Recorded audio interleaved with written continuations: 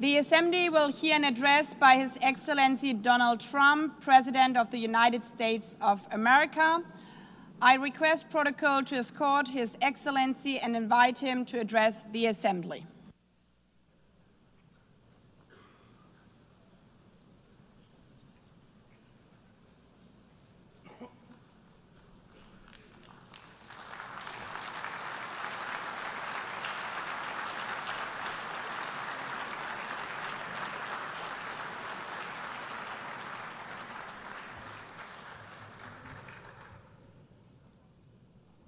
Thank you very much. Very much appreciated.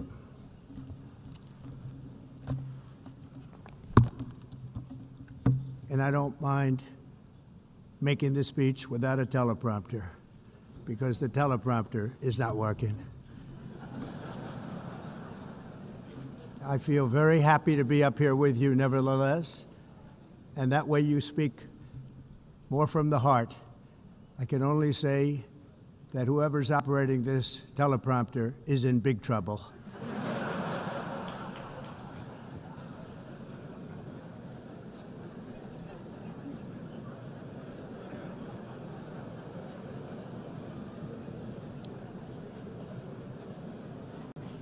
Hello, Madam First Lady. Thank you very much for being here. And Madam President, Mr. Secretary General, First Lady of the United States, distinguished delegates, ambassadors, and world leaders. 6 years have passed since I last stood in this grand hall and addressed a world that was prosperous and at peace in my first term.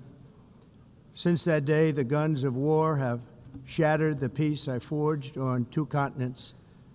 An era of calm and stability gave way to one of the great crises of our time. And here in the United States, 4 years of weakness, lawlessness, and radicalism under the last administration delivered our nation into a repeated set of disasters.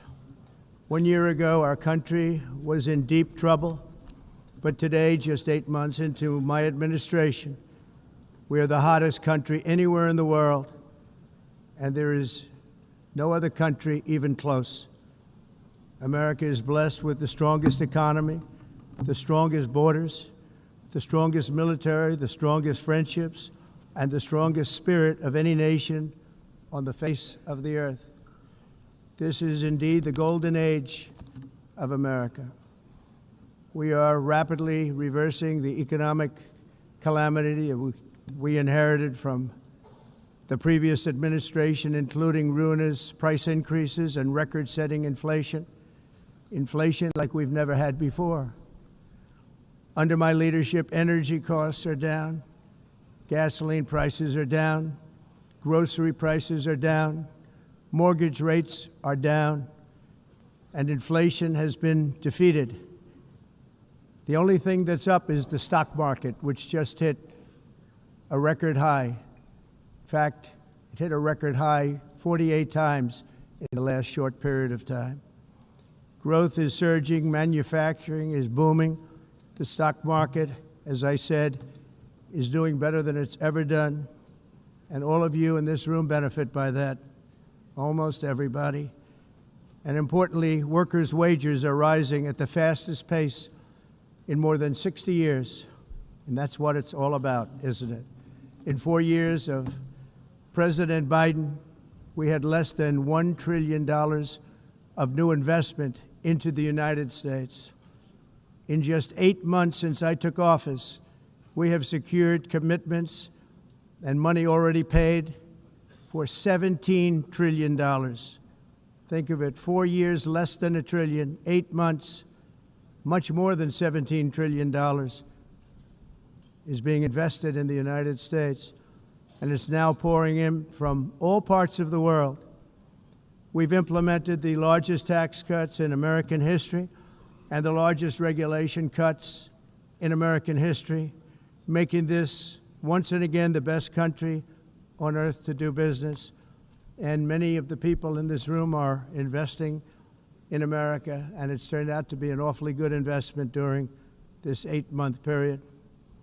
In my first term, I built the greatest economy in the history of the world. We had the best economy ever, history of the world. And I'm doing the same thing again, but this time it's actually much bigger and even better.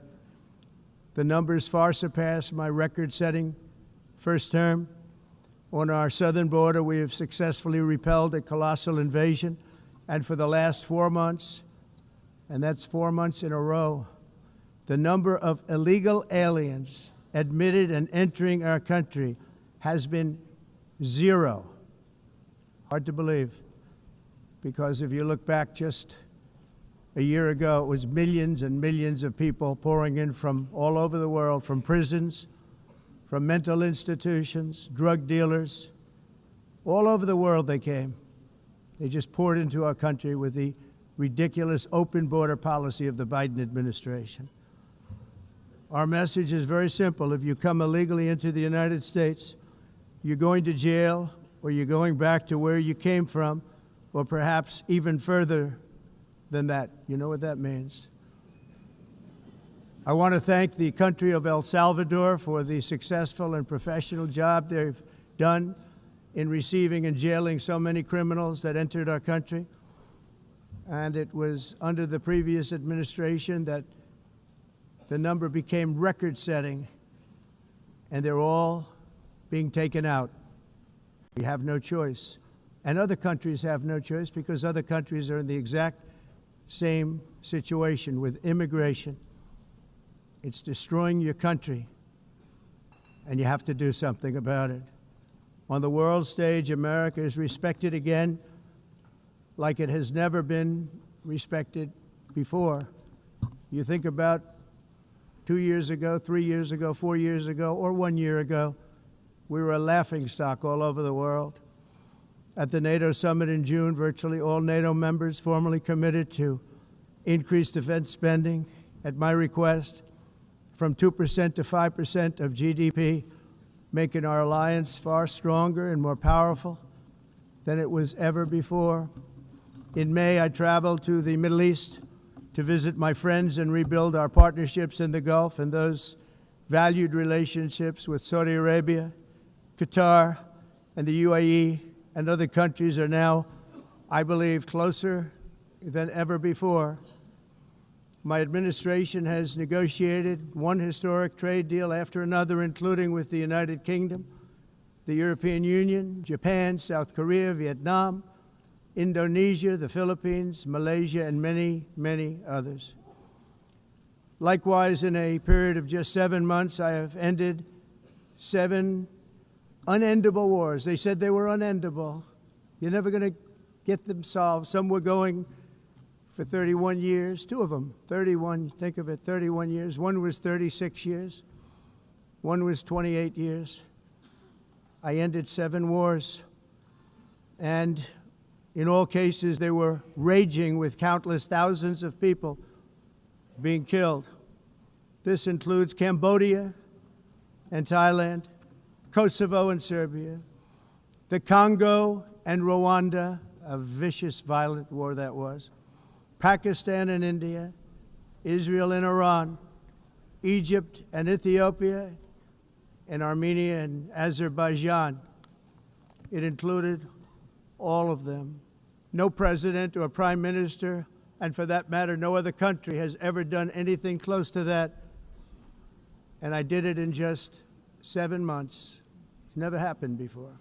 There's never been anything like that. I'm very honored to have done it. It's too bad that I had to do these things instead of the United Nations doing them. And sadly, in all cases, the United Nations did not even try to help in any of them. I ended 7 wars, dealt with the leaders of each and every one of these countries, and never even received a phone call from the United Nations offering to help in finalizing the deal. All I got from the United Nations was an escalator that on the way up stopped right in the middle. If the First Lady wasn't in great shape, she would have fallen, but she's in great shape. We're both in good shape. We both stood. And then a teleprompter that didn't work. These are the two things I got from the United Nations, a bad escalator and a bad teleprompter. Thank you very much. And by the way, it's working now. It just went on. Thank you. I think I should just do it the other way. It's easier. Thank you very much. I didn't think of it at the time because I was too busy working to save millions of lives. That is the saving and stopping of these wars. But later I realized that the United Nations wasn't there for us. They weren't there. I thought of it really after the fact, not during these negotiations, which were not easy. That being the case, what is the purpose of the United Nations? The UN has such tremendous potential. I've always said it. It has such tremendous, tremendous potential, but it's not even coming close to living up to that potential. For the most part, at least for now, all they seem to do is write a really strongly worded letter and then never follow that letter up. It's empty words, and empty words don't solve war. The only thing that solves war and wars is action. Now, after ending all of these wars and also earlier negotiating the Abraham Accords, which is a very big thing for which our country received no credit, never receives credit. Everyone says that I should get the Nobel Peace Prize for each one of these achievements. But for me, the real prize will be the sons and daughters who live to grow up with the mothers and fathers, because millions of people are no longer being killed in endless and unglorious wars. What I care about is not winning prizes, it's saving lives. We saved millions and millions of lives with the 7 wars. And we have others that we're working on, and you know that. Many years ago, a very successful real estate developer in New York, known as Donald J. Trump, I bid on the renovation and rebuilding of this very United Nations complex. I remember it so well. I said at the time that I would do it for $500 million, rebuilding everything. It would be beautiful. I used to talk about, I'm going to give you marble floors. They're going to give you terrazzo. I'm going to give you the best of everything. You're going to have mahogany walls. They're going to give you plastic.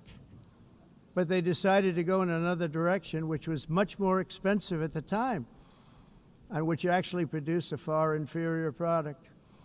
And I realized that they did not know what they were doing when it came to construction, and that their building concepts were so wrong, and the product that they were proposing to build was so bad and so costly.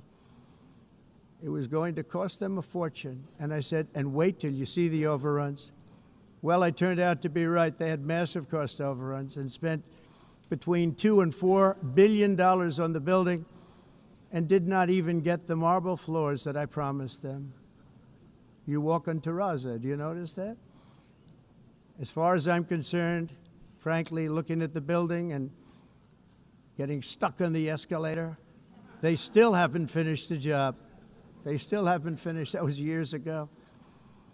The project was so corrupt that Congress actually asked me to testify before them on the tremendous waste of money, because it turned out that they had no idea what it was, but they knew it was anywhere between $2 and $4 billion as opposed to $500 million with a guarantee. But they had no idea, and I said it cost much more than $5 billion.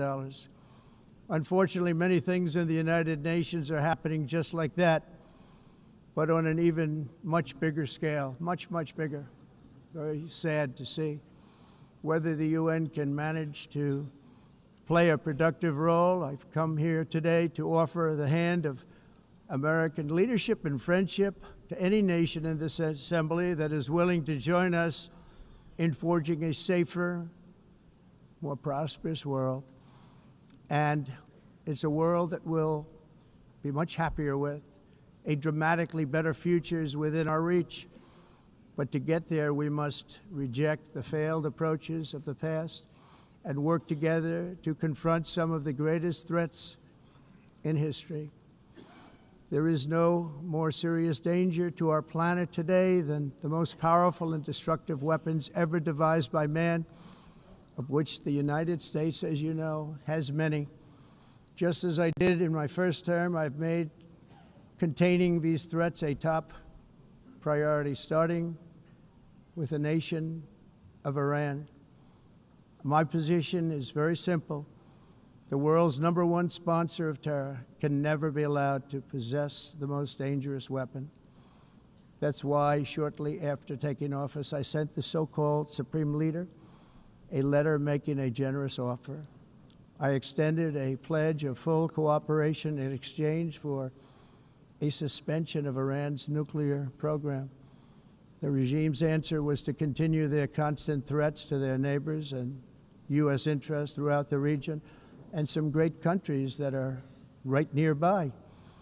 Today, many of Iran's former military commanders, in fact, I can say almost all of them, are no longer with us. They're dead.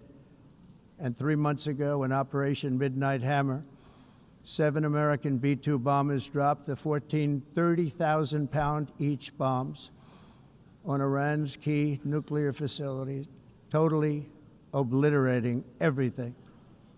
No other country on earth could have done what we did. No other country has the equipment to do what we did. We have the greatest weapons on earth. We hate to use them. But we did something that for 22 years people wanted to do. With Iran's nuclear enrichment capacity demolished, I immediately brokered an end to the 12-day war, as it's called, between Israel and Iran, with both sides agreeing to fight no longer. As everyone knows, I have also been deeply engaged in seeking a ceasefire in Gaza. Have to get that done. Have to get it done. Unfortunately, Hamas has repeatedly rejected reasonable offers to make peace. We can't forget October 7th, can we? Now, as if to encourage continued conflict, some of this body is seeking to unilaterally recognize a Palestinian state. The rewards would be too great for Hamas terrorists for their atrocities. This would be a reward for these horrible atrocities, including October 7th, even while they refuse to release the hostages or accept a ceasefire.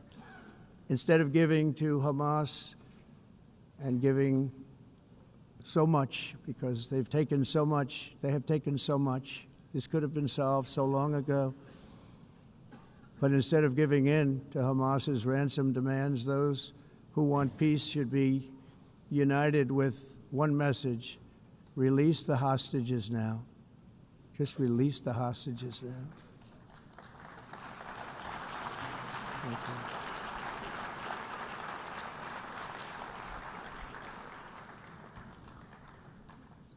Thank you.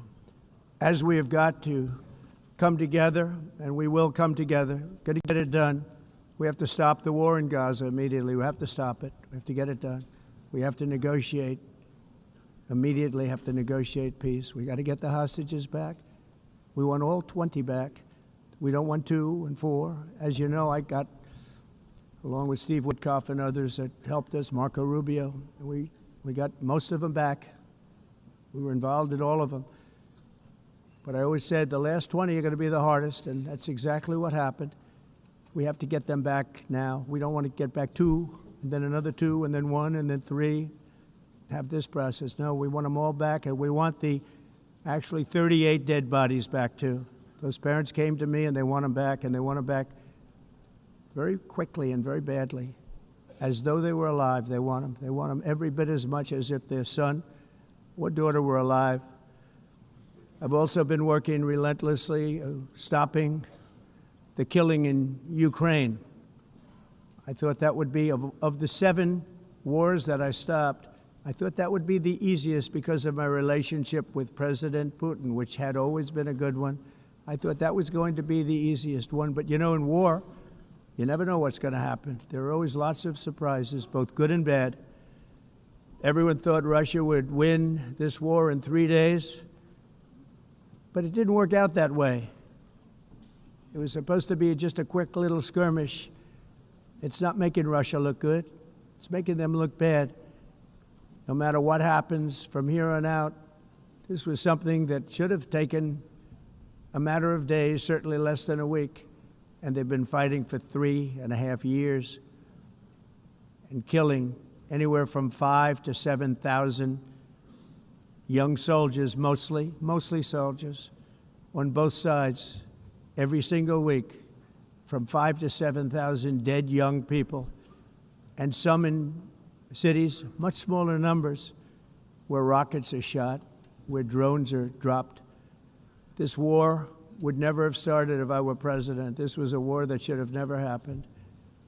It shows you what leadership is, what bad leadership can do to a country. Look what happened to the United States, and look where we are right now in just a short period of time. The only question now is how many more lives will be needlessly lost on both sides. China and India are the primary funders of the ongoing war by continuing to purchase Russian oil. But inexcusably, even NATO countries have not cut off much Russian energy and Russian energy products, which, as you know, I found out about 2 weeks ago, and I wasn't happy. Think of it. They're funding the war against themselves.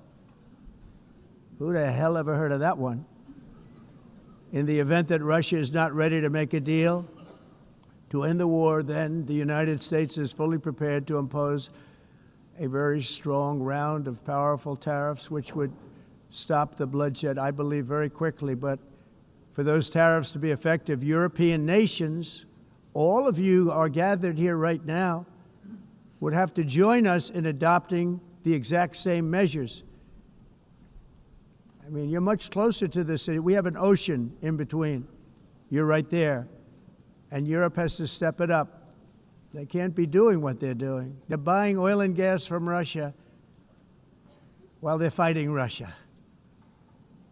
It's embarrassing to them, and it was very embarrassing to them when I found out about it, I can tell you that. But they have to immediately cease all energy purchases from Russia. Otherwise, we're all wasting a lot of time.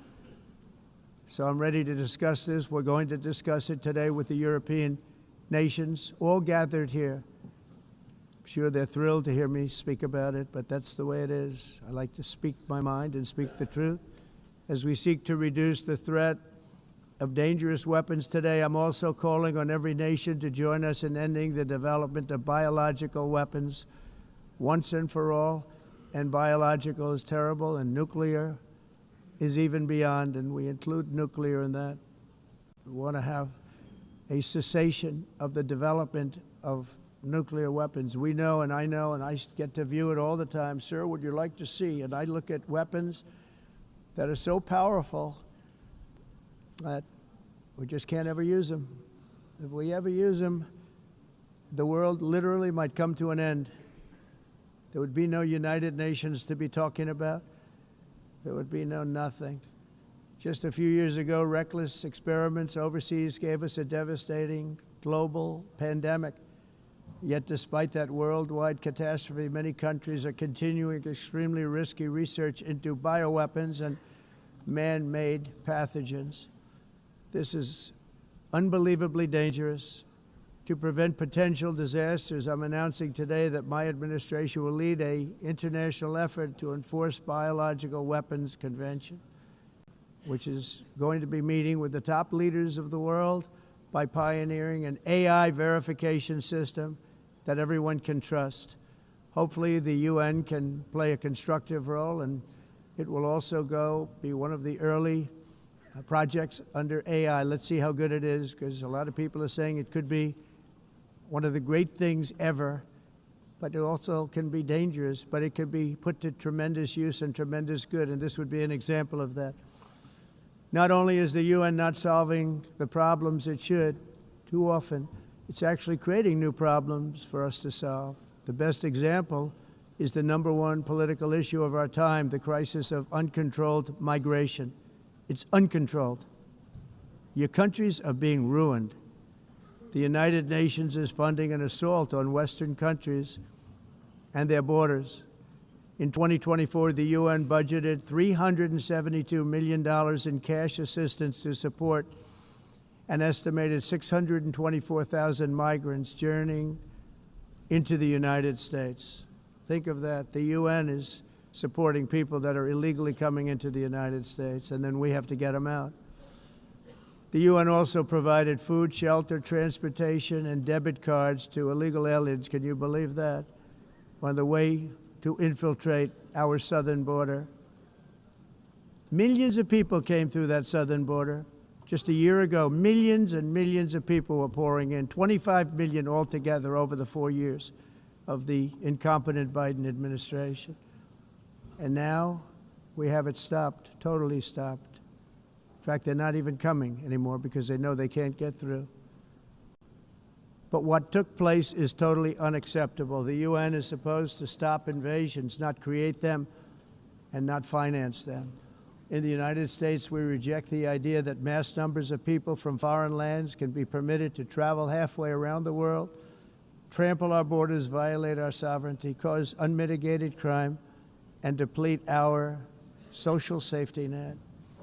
We have reasserted that America belongs to the American people, and I encourage all countries to take their own stand in defense of their citizens as well.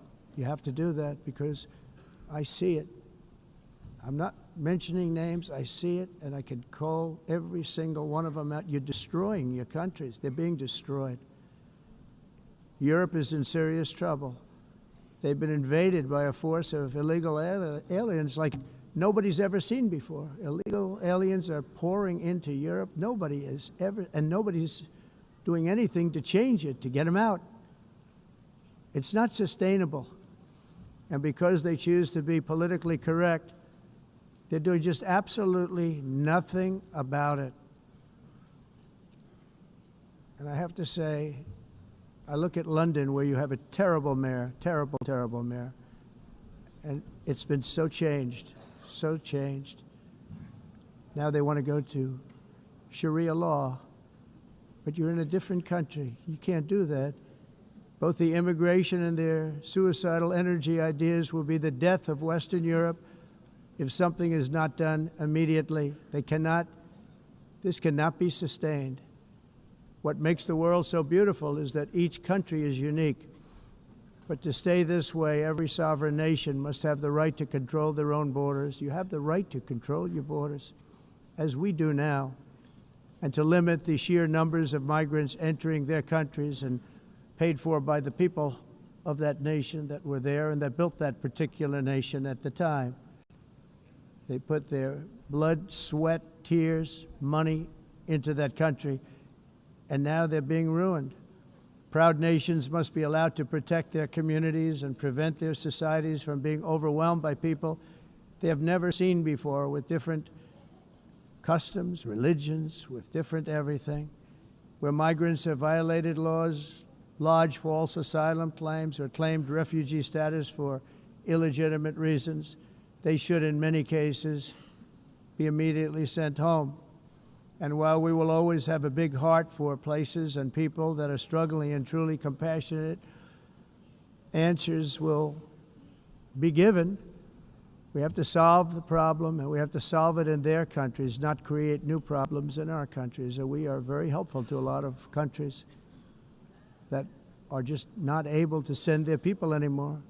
They used to send them to us in caravans of 25,000, 30,000 people each. These massive caravans of people pouring into our country, totally unchecked and unvetted. But not anymore. According to the Council of Europe in 2024, almost 50% of inmates in German prisons were foreign nationals or migrants. In Austria, the number was 53% of the people in prisons were from places that weren't from where they are now.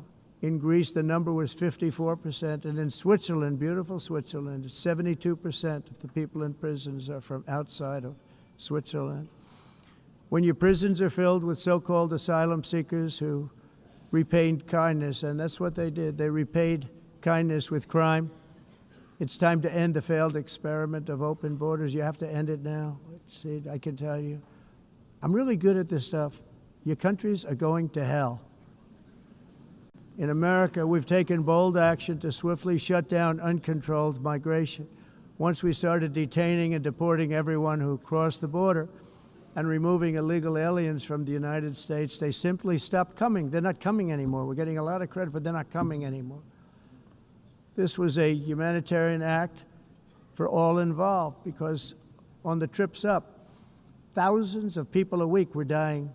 Women were being raped. Nobody's ever seen anything like it. Raped, horribly beaten, raped. On the trip up, the journey up, it was a long walk. It was a long, arduous journey, indeed. And it was also a historic victory against human trafficking throughout the region. What we did was a victory, and we saved so many lives of people that wouldn't make the journey. That journey was loaded up with death. Loaded up with death. Dead bodies all along the roads of jungles to get up. They go through jungles, they go through areas so hot you couldn't breathe. They were dying of suffocation, areas so hot that you couldn't breathe. Dead bodies all over. By them not coming, we're saving tremendous numbers of lives. My people have done a fantastic job in doing what they did, and the American public agrees with it. I mean, I was very proud to see this morning I have the highest poll numbers I've ever had. Part of it is because of what we've done on the border. I guess the other part is what we've done on the economy. Joe Biden's policies empowered murderous gangs, human smugglers, child traffickers, drug cartels, and prisoners from all over the world. The previous administration also lost nearly 300,000 children. Think of that. They lost more than 300,000 children, little children, who were trafficked into the United States on the Biden watch, many of whom have been raped, exploited, and abused, and sold. Sold. Nobody talks about that. The fake news doesn't write about it. With many others, young children who are missing or dead. And we found a lot of these children, and we're sending them back, and we've been sending them back to their parents. They said, nobody knows who they are. They said, where do you come from? And they'll give us a country, and we'll find out, and we'll figure it out, and we'll bring them back to their homes. And the mother and father rush to the door, and their tears in their eyes. They can't believe that they're seeing their son or daughter, their little son or daughter again. We've done almost 30,000 of them so far. Any system that results in the mass trafficking of children is inherently evil.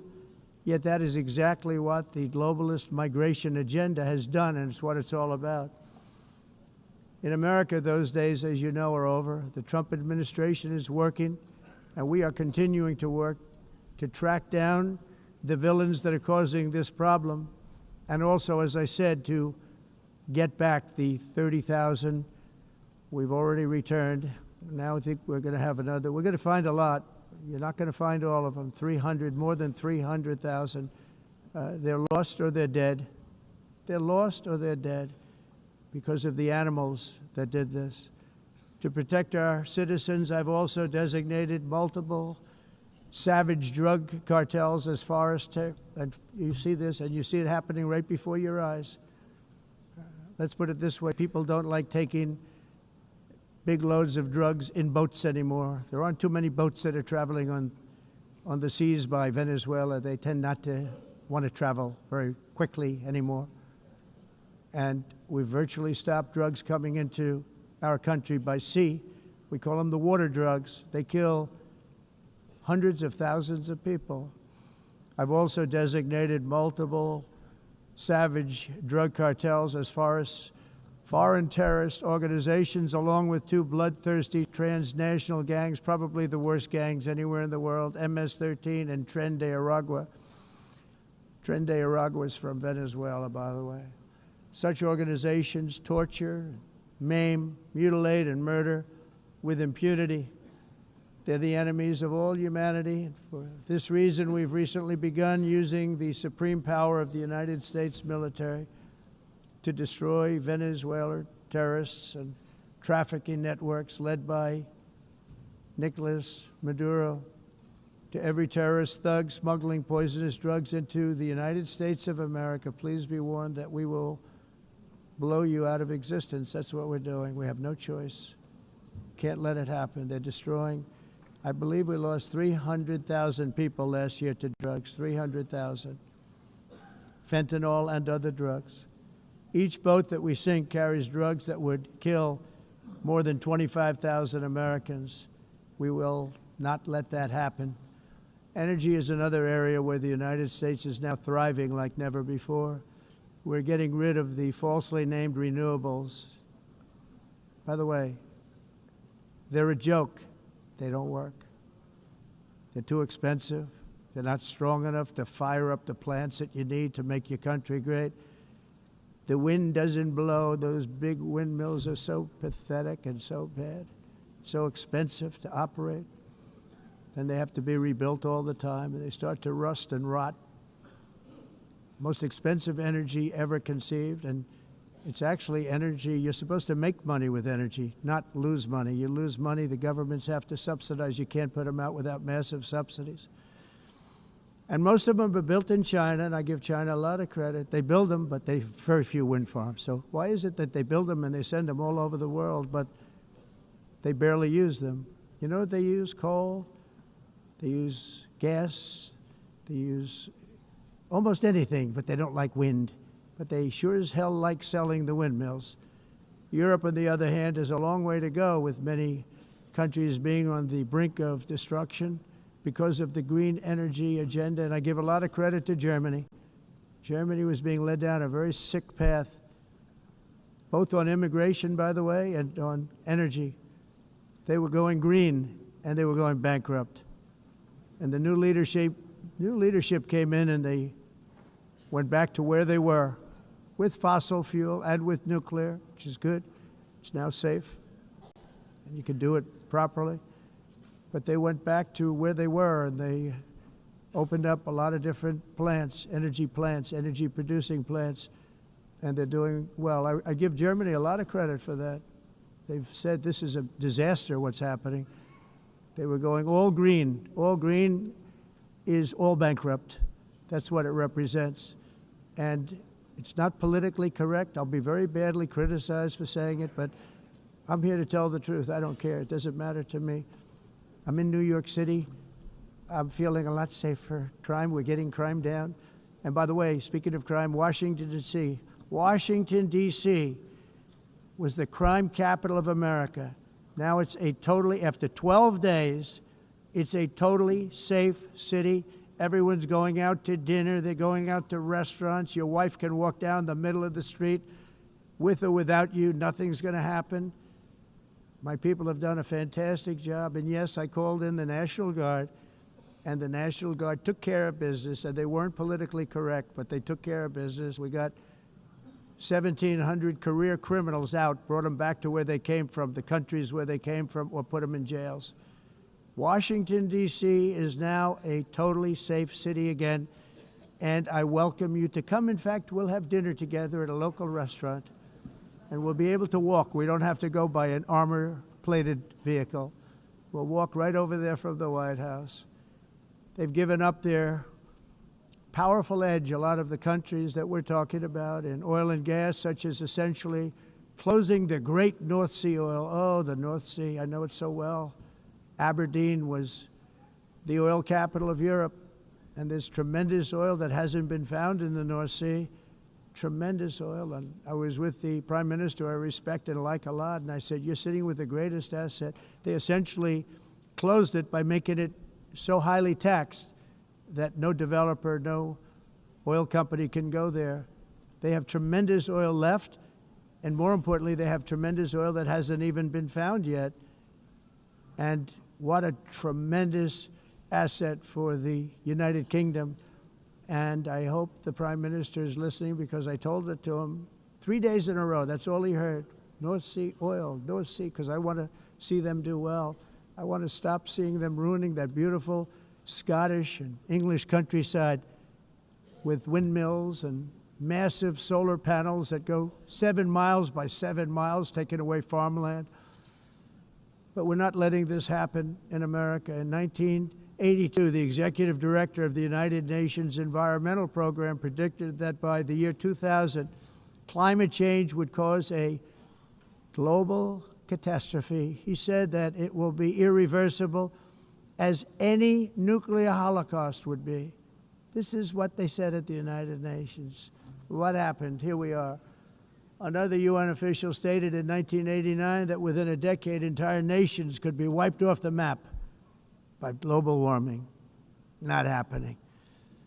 You know, it used to be global cooling. If you look back years ago in the 1920s and the 1930s, they said, global cooling will kill the world. We have to do something. Then they said global warming will kill the world. But then it started getting cooler. So now they could just call it climate change because that way they can't miss. It's climate change. Because if it goes higher or lower, whatever the hell happens, there's climate change. It's the greatest con job ever perpetrated on the world, in my opinion. Climate change, no matter what happens, you're involved in that. No more global warming, no more global cooling. All of these predictions made by the United Nations and many others, often for bad reasons, were wrong. They were made by stupid people that have cost their countries fortunes and given those same countries no chance for success. If you don't get away from this green scam, your country is going to fail.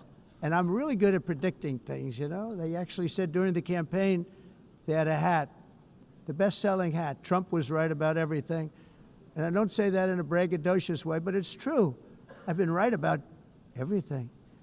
And I'm telling you that if you don't get away from the green energy scam, your country is going to fail.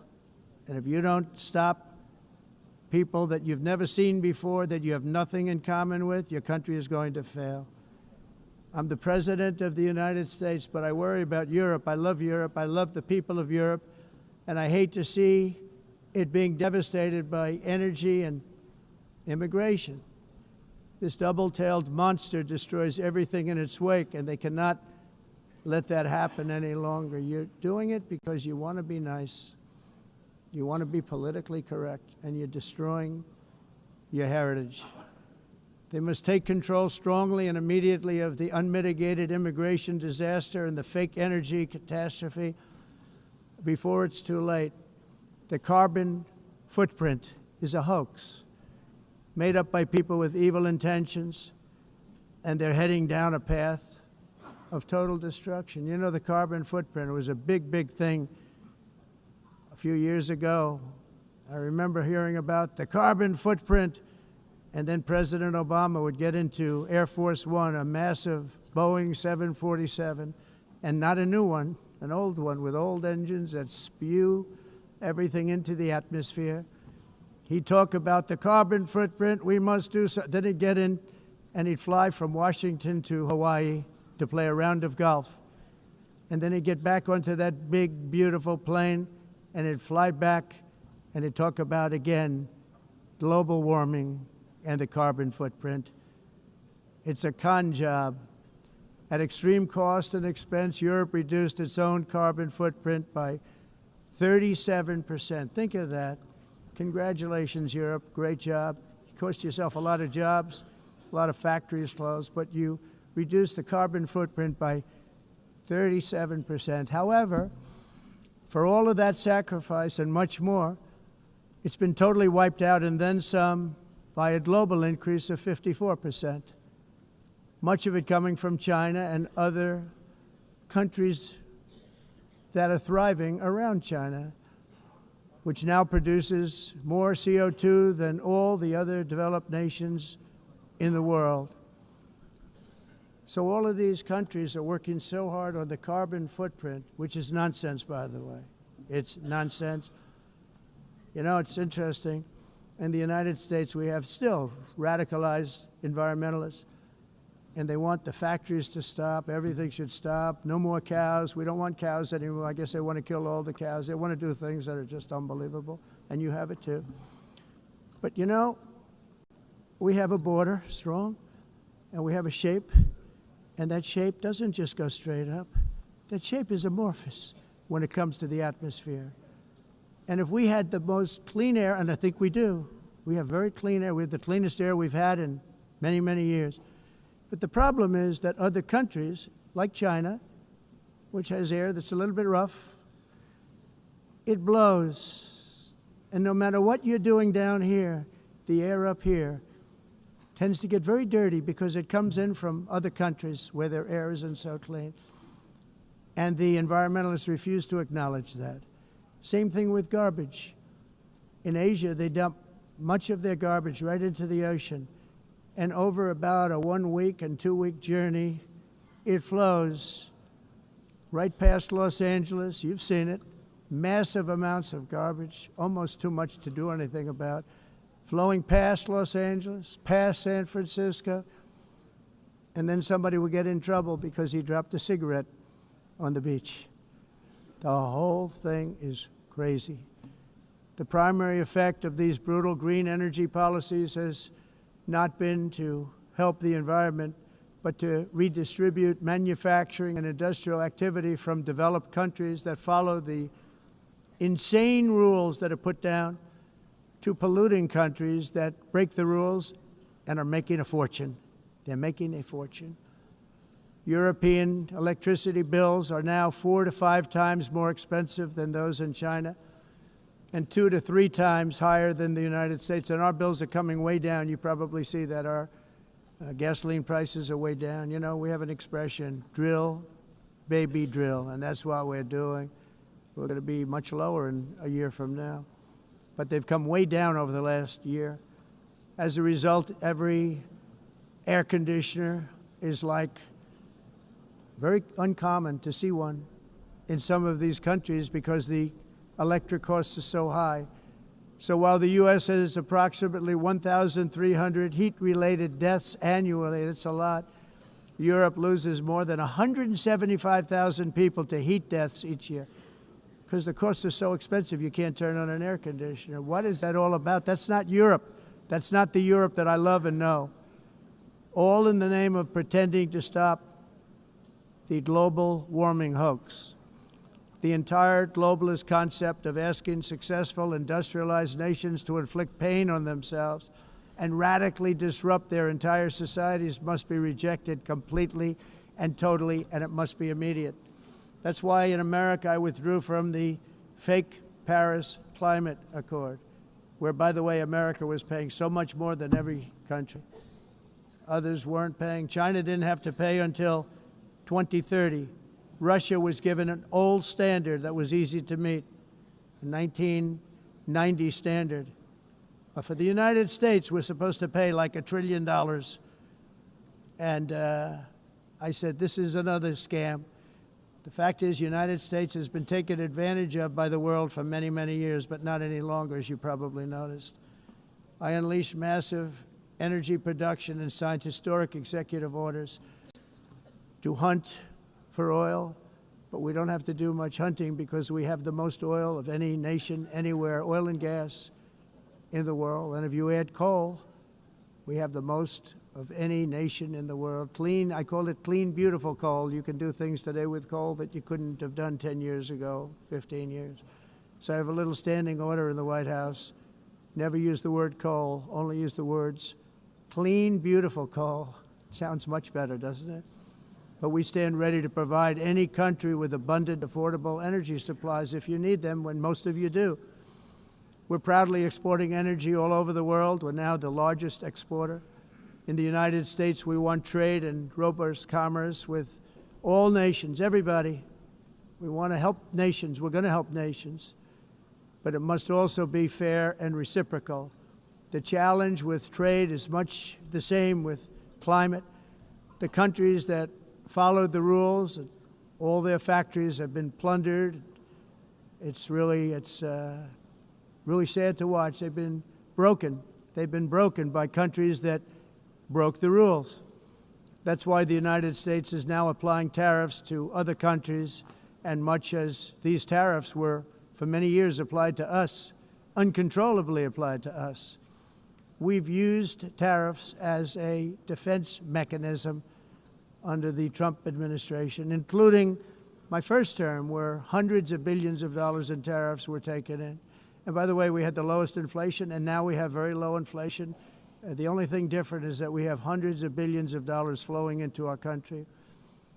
But this is how we will ensure that the system works for everyone and is sustainable into the future.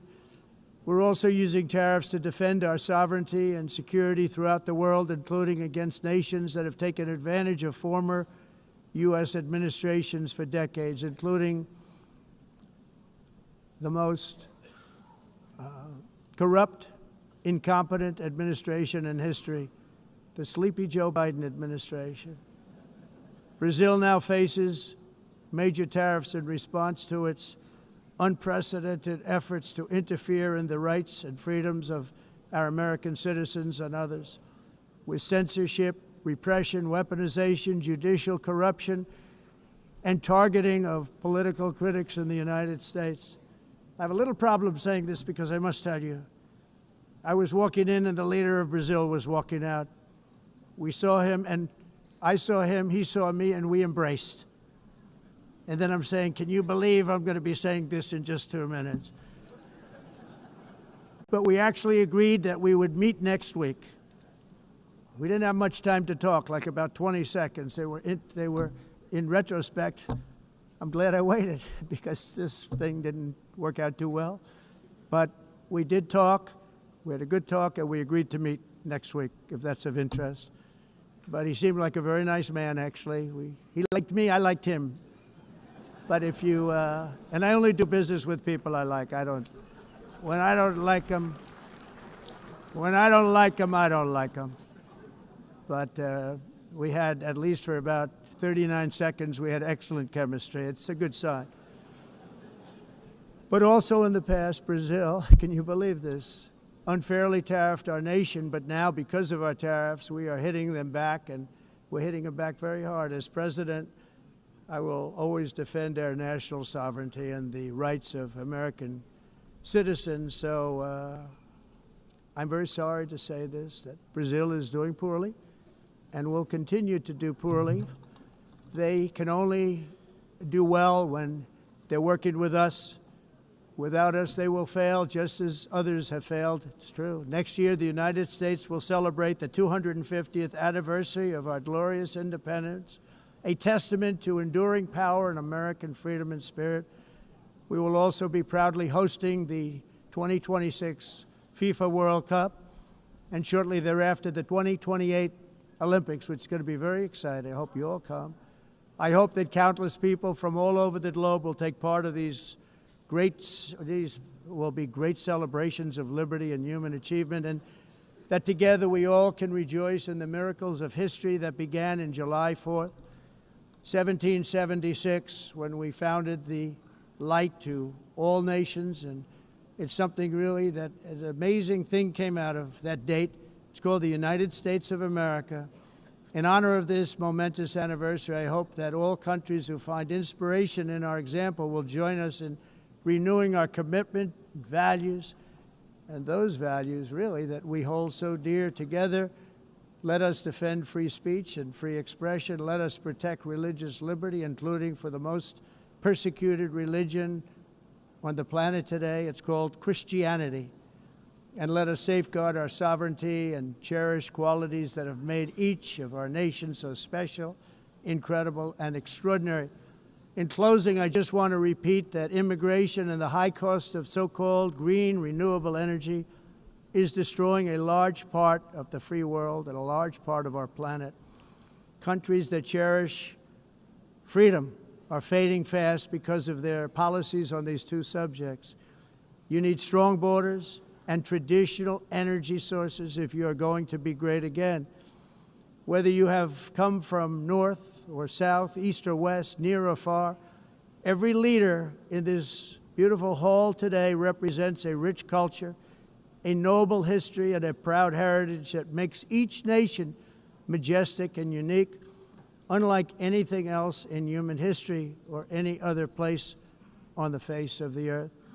From London to Lima, from Rome to Athens, from Paris to Seoul, from Cairo to Tokyo and Amsterdam to right here in New York City, we stand on the shoulders of the leaders and legends, generals and giants, heroes and titans who won and built our beloved nations, all of our nations, with their own courage, strength, spirit, and skill.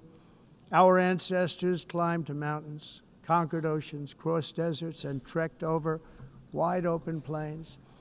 They charged into thunderous battles, plunged into grave dangers, and they were soldiers and farmers and workers and warriors and explorers and patriots.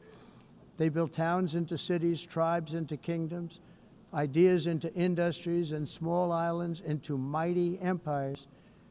You're a part of all of that. They were champions for their people who never gave up and who never, ever gave in. Their values defined our national identities. Their visions forged our magnificent destiny. Everybody in this room is a part of it in your own way. Each of us inherits the deeds and the myths, the triumphs, the legacies of our own heroes and founders who so bravely showed us the way. Our ancestors gave everything for homelands that they defended with pride, with sweat, with blood, with life, and with death. Now the righteous task of protecting the nations that they built belongs to each and every one of us. So together let us uphold our sacred duty to our people and to our citizens. Let us protect their borders, ensure their safety, preserve their cultures, treasure, and traditions, and fight, fight, fight for their precious dreams and their cherished freedoms. And in friendship and really a beautiful vision, let us all work together to build a bright, beautiful planet, a planet that we all share, a planet of peace and a world that is richer, better, and more beautiful than ever before. That can happen. It will happen. It will happen, and I hope it can happen and start right now, right at this moment. We'll turn it around. We're going to make our countries better, safer, more beautiful. We're going to take care of our people. Thank you very much. It's been an honor. God bless the nations of the world. Thank you very much. Bye.